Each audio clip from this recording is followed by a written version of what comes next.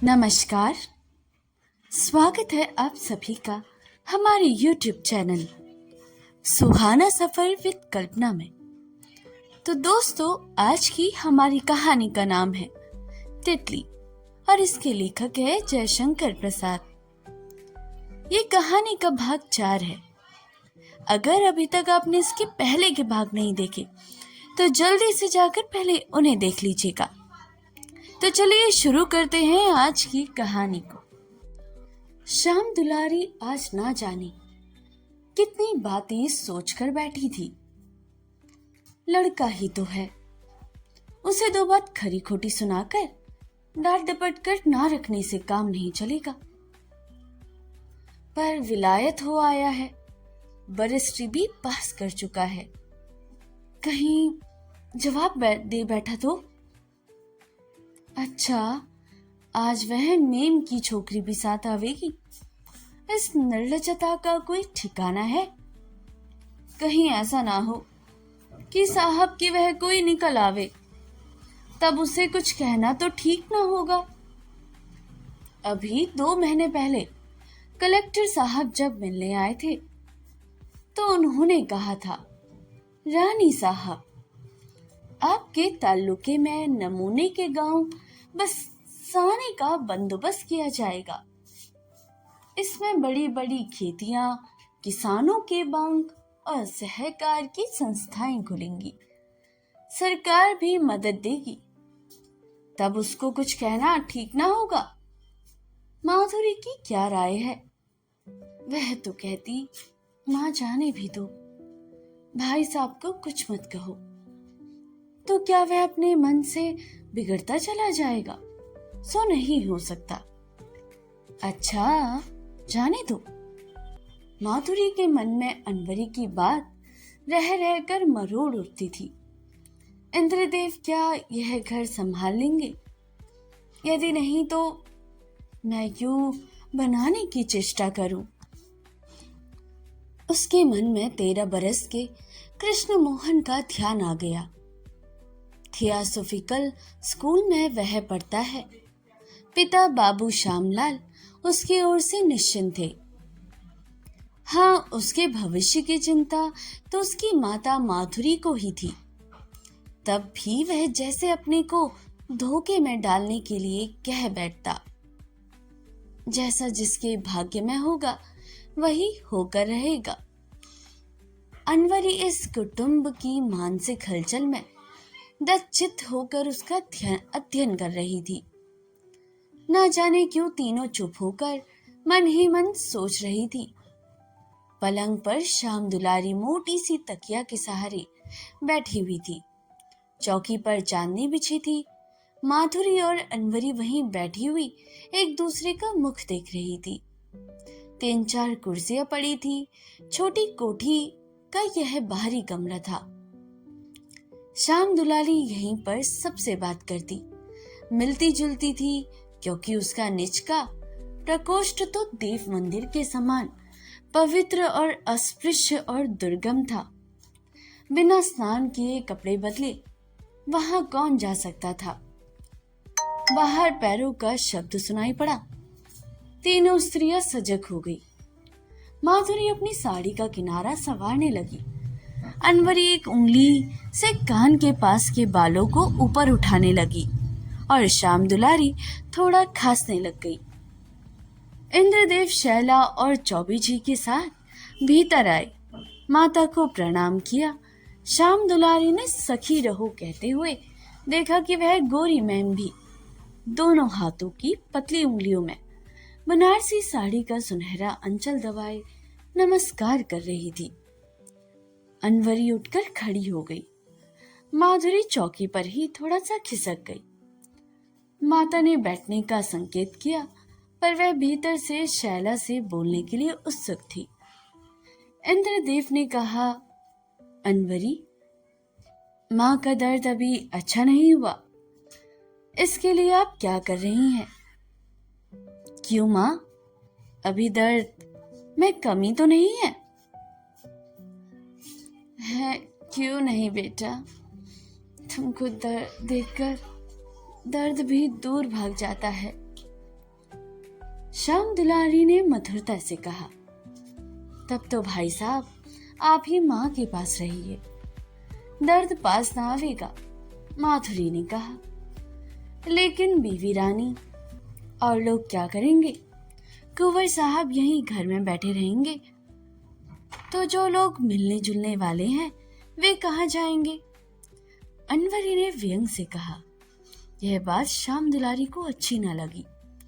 उन्होंने कहा, मैं तो चाहती हूँ कि इंद्र मेरी आंखों से ओझल ना हो। वह करता ही क्या है? मिस अनवरी, शिकार खेलने में ज्यादा मन लगता है। क्यों? विलायत में इसकी बड़ी चाल है ना। अच्छा बेटा, यह मेम साहब कौन है? इसका तो तुमने परिचय ही नहीं दिया। माँ इंग्लैंड में यही मेरा सब प्रबंध करती थी, मेरे खाने पीने का, पढ़ने लिखने का। कभी जब अस्वस्थ हो जाता तो डॉक्टरों का, और रात भर जागकर नियम पूर्वक दवा देने का काम भी यही करती थी। इनका मैं चिर ऋणी हूँ। इनकी इच्छा हुई तो मैं भारतवर्ष देखूंगी। इसी से चली आई है ना? अच्छा बेटा, इसको कोई कष्ट तो नहीं? हम लोग इनके शिष्टाचार से अपरिचित हैं। चौबे जी, आप ही ना मेम साहब के लिए? ओह, इनका नाम क्या है? यह पूछना तो मैं भूल ही गई। मेरा नाम शैला है माँ जी। शैला की बोली घंटी की तरह गूंज उठी। श्याम दुलारी के मन में ममता उमड़ आई। उन्होंने कहा, चौबी जी, देखिए इनको कोई कष्ट न होने आवे। इंद्रदेव तो लड़का है, वह कभी काहे को इनकी सुविधा की खोज खबर लेता रहेगा। जी सरकार, मेम साहब बड़ी चतुर हैं। वह तो कुंवर साहब का प्रबंध स्वयं आदेश देकर कराती रहती हैं। हम लोग तो अभी सीख रही हैं। बड़ी सरकार के समय जो व्यवस्था थी उसी से तो अब काम नहीं चल सकता ना। इंद्रदेव घबरा गए थे। उन्हें कभी चौबे कभी अनवरी पर क्रोध आता, पर वह बहाली देते रहे। माधुरी ने कहा, अच्छा तो भाई साहब, अभी शहर चलने की इच्छा नहीं है क्या? अब तो यहाँ कौड़ी दिहाती सर्दी पड़ेगी। नहीं, अभी तो यहीं रहूंगा। क्यों माँ, यहाँ कोई कष्ट तो नहीं है? इंद्रदेव ने पूछा। अनवरी ने कहा, इस छोटी कोठी में साफ हवा कम आती है। और तो कोई? हाँ बीबी रानी, मैं तो यह कहना भूल ही गई थी कि मुझे आज शहर चला जाना चाहिए। कई रोगियों को आज ही तक के लिए दवा दे के आई हूँ। मोटर तो मिल जाएगी ना? ठहरिए, आप तो ना जाने क्यों घबरा गई हैं। अभी तो माँ की दवा। माधुरी की बात पूरी ना होने पाई कि अनवरी ने कहा, दवा खाएंगी तो नहीं, यही लगाने की दवा है, लगाते रहिए। मुझे रोक कर क्या कीजिएगा? हाँ, यहाँ साफ हवा मिलनी चाहिए, इसके लिए आप सोचिए। चौबे जी बीच में बोल उठे तो बड़ी सरकार उस कोठी में रही। खुले हुए कमरे और दालान उसमें तो है ही। बोलने के लिए तो बोल गए, पर चौबे जी कई बातें सोचकर दास से अपनी जीभ को दबाने लगे। उनकी इच्छा हुई तो कि अपने कान भी पकड़ ले, पर साहस ना हुआ। इंद्रदेव चुप रहे। शैला ने कहा, माँ जी, बड़ी कोठी में चलिए, यहाँ ना रहिएगा। ये बेचारी भूल गई कि श्याम दुलारी उसके साथ कैसे रहेगी। श्याम दुलारी ने इंद्रदेव का चेहरा देखा। वह उतरा हुआ तो नहीं था, किंतु उस पर उत्साह भी न था। माधुरी ने शैला को स्वयं कहते हुए जब सुना तो वह बोली, अच्छा तो माँ, मेम साहब और अनवरी बीवी इसमें आ जाएंगे, हम लोग वही चक्कर लेंगे। अनवरी ने कहा, मुझे एक दिन में लौट आने दीजिए। श्याम दुलारी ने देखा कि काम तो हो ही चला है, अब इस बात को यहीं रोक देना चाहिए। वह बोली, बेटा, कलेक्टर साहब ने नमूने का गांव बसाने का जो नक्शा भेजा था उसे तुमने देखा? नहीं माँ, अभी तो नहीं, शैला के पास वह है। इन्हें गांव से बड़ा प्रेम है। मैंने इन्हीं के ऊपर यह भार भी छोड़ दिया है। इसके लिए यही एक योजना तैयार करने में लगी है। श्याम दुलारी सावधान हो गई। शैला ने कहा, माँ जी, आप तो, मैं गांव में जाकर यहाँ की बातें समझने लगी हूँ, फिर भी बहुत सी बातें अभी तक नहीं समझ सकी हूँ। किसी दिन आपको अवकाश रहे तो मैं नक्शा ले आऊं? चौबे जी ने एक बार माधुरी की ओर देखा और माधुरी ने अनवरी को। तीनों का भीतर ही भीतर एक डर सा बन गया। इधर माँ बेटे की और होने लगी और शैला जो व्यवधान था उसकी खाई में पुल बनाने लगी। श्याम दुलारी का हृदय बेटे का काम की बातों में मन लगाते देखकर मिठास से भरने लगा। उन्होंने कहा, अच्छा, तो अब मैं पूजा करने जाती हूँ। बीवी, मिस अनवरी को जाने दो, कल आ जाएंगी। हाँ, एक बात तो मैं भूल ही गई थी, मिस अनवरी, आप आने लगिए तो कृष्ण मोहन की छुट्टी दिलाकर साथ लेवाते आवेगा। श्याम दुलारी ने माधुरी को भी प्रसन्न करने का उपाय निकाल ही लिया। अनवरी ने कहा, बहुत अच्छा। शैला ने कहा, मैं आपके पास आकर कभी कभी बैठा करूं, इसके लिए क्या आप मुझे आज्ञा देंगी माँ जी?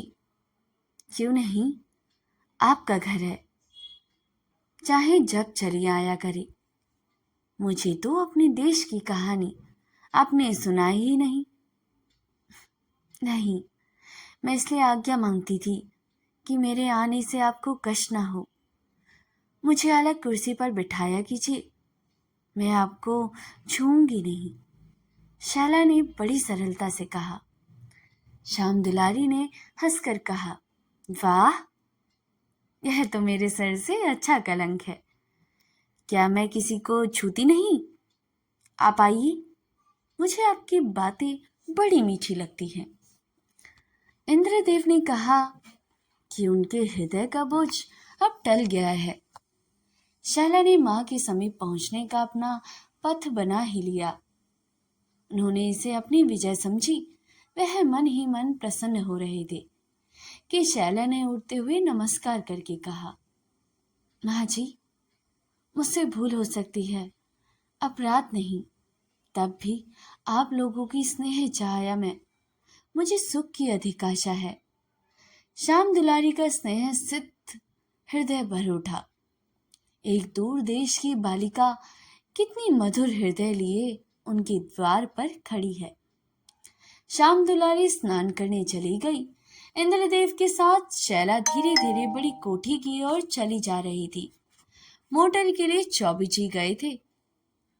तब एक दालान में अनवरी से ने माधुरी कहने लगी, तुमने ठीक कहा था मिस अनवरी। उसे माधुरी को अधिक खुलने का अवसर देते हुए कहा, मैंने क्या ठीक कहा था? यही, शैला के संबंध में। अनवरी गंभीर बन गई। उसे कहा, बीवी रानी, तुम लोगों को इनसे कभी काम नहीं पड़ता, ये सब जादूगार हैं। देखा ना माँ जी को कैसा अपनी ओर ढुलक लिया, मोम बन गई। क्या यूं ही 7 समुंदर 13 नदी पार करके यह आई है? और पर तुमने भी तो मिस अनवरी, शैला को अच्छा एक उखाड़ दिया।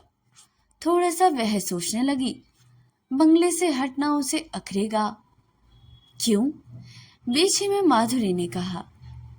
वह भी घुटी हुई है, कैसे पी गई? बीवी को कसक तो होगी ही। बीवी रानी, मैं तुमसे फिर कहती हूँ, तुम अपनी ओर देखो, आपके भाई साहब तो नदी की बाढ़ में बह जा रहे हैं। मैं कल तो ना आ सकूंगी। हाँ, जल्दी आने की। नहीं नहीं अनवरी, कल कल तुमको अवश्य आना होगा। इस समय तुम्हारी सहायता की बड़ी आवश्यकता है। उस चुड़ैल को जिस तरह हो नीचा। माधुरी आगे कुछ कह न सकी। उसका क्रोध कपोलों पर लाल हो रहा था। मानव स्वभाव है, वह अपने सुख को विस्तृत करना चाहता है और भी केवल अपने सुख से ही सुखी नहीं होता। कभी कभी दूसरों को दुखी करके, अपमानित करके अपने मान को सुख की प्रतिष्ठित करता है। माधुरी के मन में अनवरी के द्वार जो आग जलाई गई है, वह कई रूप बदलकर उसके कोने कोने में झुलसने लगी है। उनके मन में लोभ तो जाग ही उठा था। अधिकारिचित होने की आशंका ने उसे और भी संदिग्ध और प्रयत्नशील बना दिया। उसे गौरव की चांदनी शैला की उषा में फीकी पड़ेगी ही, इसकी दृढ़ संभावना थी और अब वह युद्ध के लिए तत्पर थी। चौबे जी को खींचने के लिए उसके मन ही मन में सोच लिया। एक सम्मिलित कुटुंब में राजनीति ने अधिकार जमा लिया। स्वयं पक्ष और पर पक्ष कर सृजन होने लगा। चौबे जी कम चतुर न थे। माधुरी को उन्होंने अधिक समीप समझा। ढले भी और मोटर लेकर जब वह आए तो उन्होंने कहा, बीवी रानी, हम लोगों ने बड़े सरकार का समय और दरबार देखा है, अब यह सब नहीं देखा जाता। तुम बचाओगी तो यह राज बचेगा, नहीं तो गया। मैं अब उसके लिए चाय बनाना नहीं चाहता। मुझे जवाब मिल जाए यही अच्छा है। मोटर पर बैठते हुए अनवरी ने कहा, घबराइए मत चौबे जी, बीवी रानी आपके लिए कोई बात उठा न रखेगी। तो दोस्तों, यह कहानी मैं यहीं पर समाप्त करती हूँ। इसका अगला भाग मैं आपके सामने कल पेश करूँगी। अगर आपको ये कहानी और इसकी सीख पसंद आई हो तो वीडियो को लाइक करें, अपने दोस्तों, परिवारजनों, अपने मित्रों, सहपाठियों सभी के साथ इस वीडियो को ज़्यादा से ज़्यादा शेयर करें और ऐसे ही साहित्यिक सारांशों के लिए हमारे चैनल को सब्सक्राइब करना बिल्कुल ना भूलें। मिलते हैं इसके अगले पार्ट में या अगली नई कहानियों के साथ। तब तक के लिए नमस्कार, अपना ख्याल रखिएगा।